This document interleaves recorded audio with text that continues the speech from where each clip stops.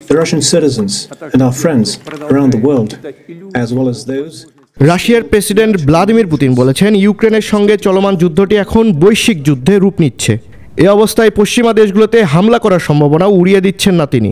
বৃহস্পতিবার 21 নভেম্বর ইউক্রেনের নতুন প্রজন্মের একটি দূরপাল্লার ক্ষেপণাস্ত্র দিয়ে পরীক্ষামূলক হামলার পর এই মন্তব্য করেন রুশ প্রেসিডেন্ট।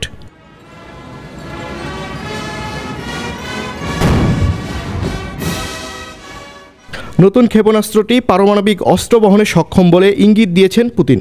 এটি পরীক্ষার পর পশ্চিমা দেশগুলোতে হুঁশিয়ারি দিয়ে তিনি বলেন, পশ্চিমারা যদি তাদের সরবরাহ করা অস্ত্র ইউক্রেনের মাধ্যমে রাশিয়ার ভূখণ্ডে আঘাত হানতে ব্যবহার করে, তবে রাশিয়া পাল্টা হামলা চালাবে।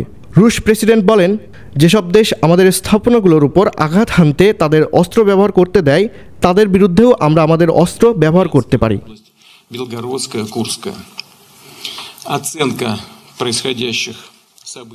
উল্লেখ্য, যুক্তরাষ্ট্র ও যুক্তরাজ্যে সরবরাহ করা দূরপাল্লার ক্ষেপণাস্ত্র দিয়ে সম্প্রতি রাশিয়ার গভীরে হামলা চালিয়েছে ইউক্রেন। এতে কোনো প্রাণহানির খবর পাওয়া না গেলেও বিষয়টিকে গুরুতর উস্কানি বলে উল্লেখ করেছে ক্রেমলিন।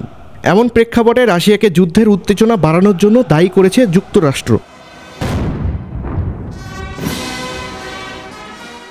আন্তর্জাতিক ডেস্ক, দৈনিক করতোয়া।